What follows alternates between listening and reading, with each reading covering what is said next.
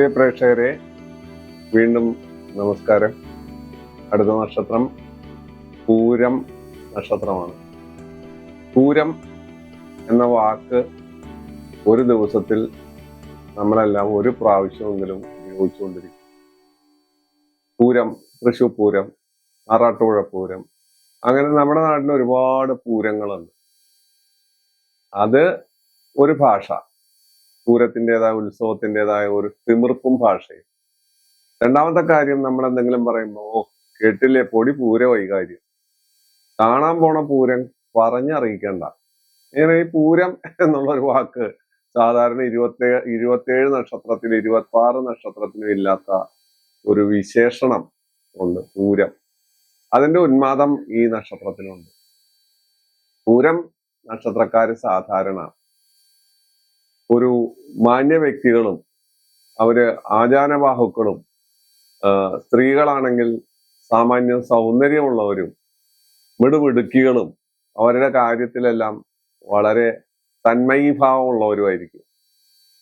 അവരെ സാധാരണഗതിയിൽ ഒരാൾക്കും അളക്കാൻ പറ്റില്ല. അവരുടെ ഉദ്ദേശശുദ്ധി എന്താണോ അതനുസരിച്ച് അവർ പ്രവർത്തിക്കുകയും നേടുകയും ചെയ്യും. അതുകൊണ്ട് തന്നെ പൂരം ആണിനായാലും പെണ്ണിനായാലും ശത്രുക്കളുണ്ടാവും. അനേകം അസൂയാലുക്കളും ശത്രുക്കളും ഈ നക്ഷത്രക്കാർക്കുണ്ടാവും. അവരുടെ കഠിന പ്രയത്നം കൊണ്ട് അവരുടെ ഉദ്ദേശ ലക്ഷ്യങ്ങളെ അവരുടെ കൈവരുതിയിലാക്കുന്നു എന്നുള്ളതാണ് പൂരം നക്ഷത്രത്തിന്റെ ഏറ്റവും വലിയ പ്രത്യേകത.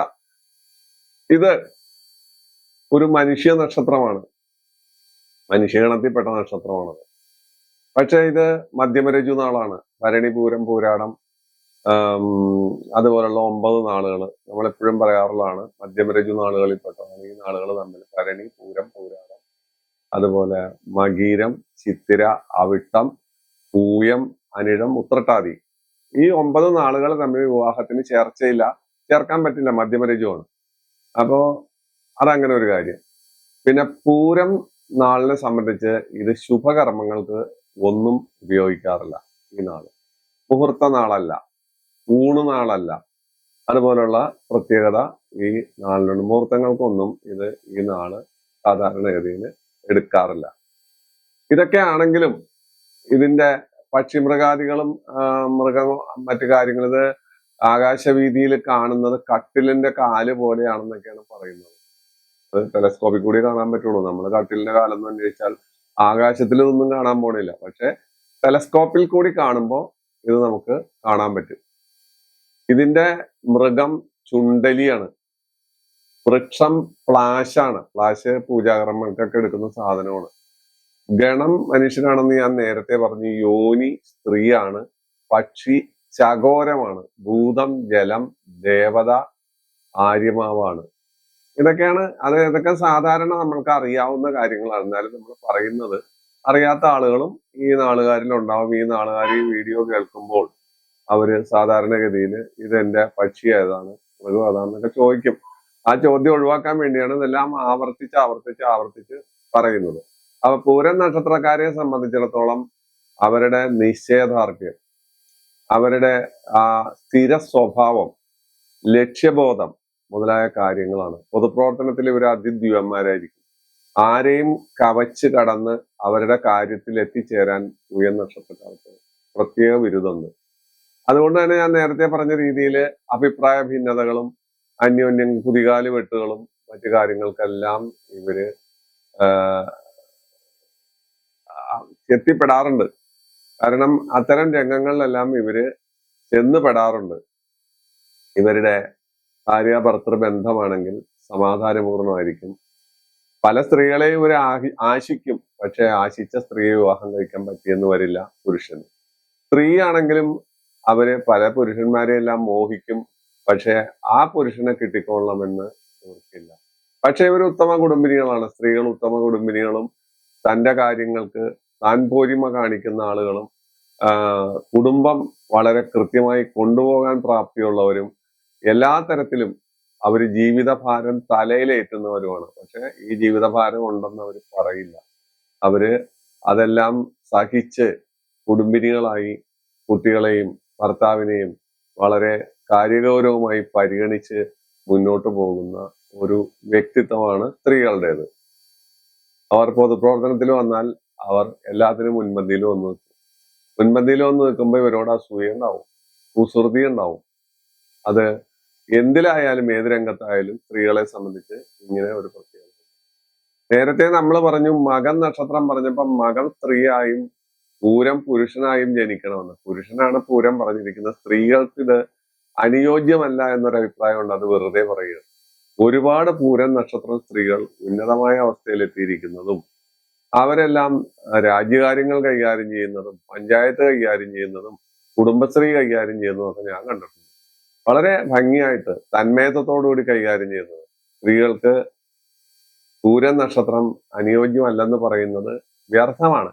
കാരണം ഈ മകവും പൂരവും ഞാൻ കഴിഞ്ഞ എപ്പിസോഡിൽ പറഞ്ഞു, മകത്തിന്റെ കാര്യത്തിൽ പറഞ്ഞു, സ്ത്രീകൾ മകൻ നക്ഷത്രം ജനിച്ചാൽ വളരെ ഗംഭീരം, മകൻ പിറന്ന മങ്ക. പക്ഷെ മിക്കവാറും പുരുഷൻ മകവും സ്ത്രീ പൂരവുമായിട്ടാണ് കാണല് പതിവ്. പൂരം പറഞ്ഞ പുരുഷന്മാരും മകൻ പറഞ്ഞ മങ്കമാരും 100-ൽ 1-2 ഒക്കെ കാണുള്ളൂ. അതാണ് അതിന്റെ പ്രത്യേകത. അതുകൊണ്ട് ഈ നക്ഷത്രത്തെ നമ്മള് യാതൊരു കാരണവശാലും രണ്ടാം തരക്കാരനാക്കേണ്ട കാര്യമില്ല. വേറെ കുഴപ്പങ്ങളൊന്നും ഇവിടെ നക്ഷത്രത്തിൻ്റെതായ കുഴപ്പങ്ങളൊന്നും പൂരം നക്ഷത്രക്കാർക്ക് ഒട്ടും ഇല്ലതാനും. ഇവിടെ മിടുക്കന്മാരും മിടുക്കത്തികളുമായ അവര് സ്വയം നിർമ്മിത മനുഷ്യരായും വിദ്യാസമ്പന്നരായും ഭരണകർത്താക്കളായും കലാകാരന്മാരായും മറ്റ് പലതരത്തിലും നമ്മുടെ സമൂഹ മധ്യത്തിലുണ്ട്. ഒരുപാട് ആളുകളുണ്ട്. അവരെ കുറിച്ച് നമുക്ക് വേണമെങ്കിൽ ഒരു എപ്പിസോഡ് മുഴുവൻ പറയാം. അതിന്റെ ആവശ്യമില്ലല്ലോ, നമുക്ക് നമ്മുടെ കാര്യത്തിലേക്ക് തന്നെ പോകാം. അപ്പോ ഈ പൂര നക്ഷത്രത്തിന്റെ നക്ഷത്രനാഥൻ ശുക്രനാണ്. ശുക്രദശയിലായിരിക്കും ജനനം. ശുക്രദശ എത്ര കിട്ടിയെന്ന് നമ്മള് ആ ജനന സമയം നോക്കിയാലേ അറിയുള്ളൂ. എല്ലാ എപ്പിസോഡിലും പറയുന്ന കാര്യമാണ്. ചിലപ്പോൾ ശുക്രദശ 20 കൊല്ലമാണ്. 20 കൊല്ലത്തിൽ 10 കൊല്ലം കിട്ടാം, 5 കൊല്ലം കിട്ടാം, 2 കൊല്ലം കിട്ടാം, 18 കൊല്ലം കിട്ടാം, 19 കൊല്ലം കിട്ടാം. അത് ജനന സമയം. ആ ഏത് ലഗ്നമാണോ ആ ലഗ്നത്തിന്റെ ഉദിച്ചു നിൽക്കുന്ന സമയം എത്ര ഭുജിച്ചു എന്നുള്ള അടിസ്ഥാനത്തിലാണ് നമുക്ക് ശിഷ്ടദശ കിട്ടുന്നത്, ബാലൻസ് ദശ കിട്ടുന്നത്. അപ്പൊ ശുക്രനാണ് നക്ഷത്രനാഥൻ. ശുക്രൻ കഴിഞ്ഞാൽ ആദിത്യൻ വരും. ആദിത്യൻ കഴിഞ്ഞാൽ ചന്ദ്രൻ വരും. ചന്ദ്രൻ കഴിഞ്ഞാൽ പിന്നെ ചൊവ്വ വരും. ചൊവ്വ കഴിഞ്ഞാൽ രാഹു വരും. രാഹു കഴിഞ്ഞാൽ വ്യാഴം വരും. വ്യാഴം കഴിഞ്ഞാൽ ശനി വരും. പിന്നെ ബുധൻ വരും. ഇങ്ങനെയാണ് ദശകളുടെ പോക്ക്. എല്ലാ ദശയൊന്നും കിട്ടൂല. നമുക്ക് 5, 6, 7 ദശയൊക്കെ കിട്ടുള്ളൂ. അല്ലെങ്കിൽ 8 ദശ ഒക്കെ ദീർഘായുസ് ഉള്ള ആളുകൾക്ക് കിട്ടും. പൂരം നക്ഷത്രക്കാരെ സംബന്ധിച്ചിടത്തോളം ഇവര് മധ്യമായുസിന് മുകളിൽ പോകുന്ന ആളുകളാണ്. മധ്യമായുസ് എന്ന് പറഞ്ഞാൽ 70-നും 80-നും ഇടയിൽ വയസ്സാണ് മധ്യമായുസ്. ആ മധ്യമായുസിന് മുകളിൽ പോകുന്നവരാണ്. പിന്നെ ദീർഘായുർ യോഗങ്ങൾ പോലെ ഉള്ള കേസരി യോഗവും മറ്റും ഉണ്ടെങ്കിൽ അവർ 84 വയസ്സിന് മേപ്പോട്ട് കയറി പോകുന്നതും കണ്ടിട്ടുണ്ട്. പൊതുവിൽ ഇവർ ആരോഗ്യവാന്മാരായിരിക്കും. ആരോഗ്യത്തിന് കാര്യമായ പ്രശ്നങ്ങൾ ഉണ്ടാവില്ലെങ്കിലും ദന്തരോഗം, ശിരോരോഗം, അതുപോലെ ശ്വാസകോശ രോഗങ്ങൾ മുതലായ ചില രോഗങ്ങൾ ഇവരെ ബാധിക്കുന്നതായിട്ടും കണ്ടിട്ടുണ്ട്. അതെല്ലാം ആ ജനനത്തിന്റെ സമയവ്യത്യാസം കൊണ്ടും ജനനത്തിന്റെ പ്രത്യേകത കൊണ്ടും ലഗ്നത്തിന്റെ പ്രത്യേകത കൊണ്ടും ഗ്രഹങ്ങളുടെ നിപ്പ് കൊണ്ടുമാണ്, ചന്ദ്രന്റെയും മറ്റുള്ളവരുടെയൊക്കെ നിപ്പ് കൊണ്ടായിരിക്കും ഈ രോഗങ്ങൾ ഇവരിൽ സംജാതമാകുന്നത്. അപ്പോ പൂരം നക്ഷത്രത്തെ സംബന്ധിച്ചുള്ള ഒരു ഏകദേശ പിക്ചറാണ്, ഏകദേശ ചിത്രമാണ് ഞാൻ ഈ പറഞ്ഞത്. ഇതിലെല്ലാം ഭേദം ഉണ്ടാകാം. കാരണം എന്ന് വെച്ചാൽ ഭേദം ഉണ്ടാകാതിരിക്കാൻ നിവൃത്തിയില്ല. കാരണം ഓരോ ജനനവും ദൈവത്തിന്റെ അപൂർവ സൃഷ്ടികളാണ്. ഒന്നിന് സാമ്യമായി ഒരേ സമയത്ത് ഒരേ നക്ഷത്രത്തിൽ ജനിച്ച കുട്ടികൾക്ക് വളരെ വലിയ വ്യത്യാസം കാണുന്നു എന്ന് പറയുന്ന സ്റ്റെല്ലാർ തിയറി എന്ന് പറയുന്ന ഒരു തിയറി ഉണ്ട്. അത് പറയുന്നത് ഒരേ നക്ഷത്രത്തിൽ ഒരേ സമയം ജനിച്ച കുട്ടികൾക്ക് പോലും വ്യത്യാസം വരുന്നു. ഇരട്ടകളിൽ ഫ്രക്ടേണൽ ആൻഡ് ഐഡന്റിക്കൽ എന്നൊക്കെ പറയുന്ന സ്വഭാവവിശേഷമുണ്ട്. പിന്നല്ലേ നക്ഷത്രത്തിന്റെ കാര്യം. അപ്പോ സൃഷ്ടിയുടെ ഒരു പ്രത്യേകതയാണ് വ്യത്യസ്തത. അനേക തരത്തിലുള്ള വ്യത്യസ്തത മനുഷ്യരിൽ കാണാം. അപ്പൊ അതുകൊണ്ട് നമ്മൾ ഖണ്ഡിതമായി ഒരു നക്ഷത്രത്തെ കുറിച്ച് ഒരു അഭിപ്രായം പറയാൻ പറ്റില്ല. പക്ഷെ പൂര നക്ഷത്രത്തെ കുറിച്ച് നമുക്ക് പറയാൻ പറ്റുന്ന കാര്യങ്ങൾ ഏകദേശ രൂപത്തിൽ ഞാൻ പറഞ്ഞു. ഈ നക്ഷത്രത്തിൽ ഒരുപാട് വലിയ വലിയ ആളുകളും കലാകാരന്മാരൊക്കെ ജനിച്ചിട്ടുണ്ട്. രാജീവ് ഗാന്ധിയൊക്കെ പൂരം നക്ഷത്രമാണ്. പൂരം നക്ഷത്രം ജനിച്ച ഒരുപാട് രാഷ്ട്രീയക്കാരും നേതാക്കന്മാരും ഉണ്ട്. ഞാൻ പറയാതെ വിടുകയാണ്. ഞാൻ ഒരു പേര് മാത്രം അബദ്ധത്തിൽ പറഞ്ഞു എന്ന് മാത്രമേ ഉള്ളൂ. ഇനി നമ്മൾ നമ്മുടെ പതിവ് ശൈലിയിലേക്ക് പോകാം. കാരണം ഈ പൂര നക്ഷത്രത്തെ കുറിച്ച് നമ്മളിവിടെ പറഞ്ഞ് ഇത്രയും പറഞ്ഞാൽ ഇതെല്ലാവരും കേട്ട് ഇന്നത്തെ കൊണ്ട് മറക്കും. പക്ഷെ നമ്മുടെ ഈ അധ്യായം എല്ലാ കാലവും ഉണ്ടായിരിക്കണം. അതിനുവേണ്ടിയാണ് ഓരോ ലഗ്നത്തിലും പൂരം നക്ഷത്രക്കാര് ജനിക്കുമ്പോൾ ഉണ്ടാകുന്ന പ്രത്യേകതകൾ നമ്മൾ പറയുന്നത്. അതാണ് നമ്മുടെ എപ്പിസോഡിന്റെയും നമ്മുടെ ഈ അധ്യായത്തിന്റെയും പ്രത്യേകത. അപ്പോ മേടലഗ്നം ഒരു പൂരം നക്ഷത്രക്കാരൻ ജനിച്ചാൽ അയാൾക്ക് ശുക്രനും ശനിയും, ജനിക്കുന്നത് ശുക്രദശയിലാണ് കേട്ടോ, ആ ശുക്രനും ശനിയും പാപനായി വരും. വേണ്ടത്ര ഗുണം തരില്ല. ചിലപ്പോൾ രോഗങ്ങൾ ഉണ്ടാവാം, ബാലാരിഷ്ടതകൾ ഉണ്ടാവാം, ശനിദശയില് അതുപോലെ എന്തെങ്കിലുമൊക്കെ ബുദ്ധിമുട്ടുകൾ ഉണ്ടാകാം എന്ന് മാത്രമേ ഉള്ളൂ. അതെന്ന് വെച്ചിട്ട് ഇവര് നാട് വിട്ട് ഓടണം, കാശിക്ക് പോകണം എന്നൊന്നും ഞാൻ പറഞ്ഞിട്ടില്ല. ഇവര് ആരാധിക്കേണ്ടതായ ദൈവം ശിവനും മഹാവിഷ്ണുവാണ്. മേടലഗ്നക്കാര്. ഇടവലഗ്നം പൂരം ജനിക്കുന്നു, പൂരം നക്ഷത്രം ഇടവലഗ്നത്തിൽ ജനിക്കുന്നു. വ്യാഴവും ചന്ദ്രനും അവർക്ക് ഗുണം തരാതെ പോകും. ഗുണം തരാതെ പോകുന്നു മാത്രമേ ഉള്ളൂ. വ്യാഴവും മറ്റേ നല്ല രീതിയിലാണ് നിൽക്കുന്നതെങ്കിൽ അതിൻ്റെതായ ഗുണങ്ങൾ അതിൻ്റെതായ രീതിയിൽ അവർ തരും. ചന്ദ്രനും ഈ പറഞ്ഞ രീതിയിൽ ഇങ്ങനെയായിരിക്കും. അവര് ആരാധിക്കേണ്ടത് ശിവനെയും ശ്രീരാമനെയുമാണ് ഇടവലഗ്നക്കാര്. മിഥുനലഗ്നം വരുമ്പോൾ കുജനും രവിയും വ്യാഴവും അവർക്ക് പാപനായി ഭവിക്കുന്നു. അവർ ആരാധിക്കേണ്ടത് ഗണപതിയെയും ഭഗവതിയെയും ശിവനെയുമാണ്. കർക്കിടക ലഗ്നം വരുമ്പോഴോ അവർക്ക് ശുക്രൻ പാപനായി വരുന്നു. അവരെ ആരാധിക്കേണ്ടത് മഹാവിഷ്ണു അഥവാ ഗുരുവായൂരപ്പൻ, സുബ്രഹ്മണ്യൻ, ഭഗവതി മുതലായവരെയാണ്. ഇതെല്ലാം പറയുന്നത് എന്തിനാന്ന് വെച്ചാൽ ഈ ലഗ്നക്കാര് 5ഉം 9ഉം ഭാവം കൊണ്ട് ആരാധിക്കേണ്ട ദൈവങ്ങളെ നിങ്ങൾക്ക് എളുപ്പത്തിൽ മനസ്സിലാക്കാനാണ്. നമ്മൾ പലപ്പോഴും നമുക്ക് ഇഷ്ടപ്പെട്ട ദൈവങ്ങളെ ആയിരിക്കും, പെണ്ണുങ്ങളാണെങ്കിൽ സാധാരണ ശ്രീകൃഷ്ണനെ ആയിരിക്കും ആരാധിക്കുന്നത്. പുരുഷന്മാര് അവർക്ക് ഇഷ്ടപ്പെട്ട രീതിയിലുള്ള ദൈവങ്ങളെ ആയിരിക്കും ആരാധിക്കുന്നത്. അതിൽ നിന്ന് വിഭിന്നമായി നമ്മൾക്ക് കാര്യങ്ങൾ മനസ്സിലാക്കാൻ വേണ്ടിയാണ് നമ്മൾ എല്ലാ അധ്യായങ്ങളിലും ഈ കാര്യം പറയുന്നത്. അപ്പോ ചിങ്ങലഗ്നത്തിന്റെ കാര്യം വരുമ്പോൾ അവർ ആരാധിക്കേണ്ടത് മഹാവിഷ്ണുവിനെയും സുബ്രഹ്മണ്യനെയുമാണ്. അവർക്ക് ചന്ദ്രനും കുജനും, അവർക്ക് ബുധനും ശുക്രനും പാപനായിരിക്കും. അവരെ ആരാധിക്കേണ്ടത് അതാണ്.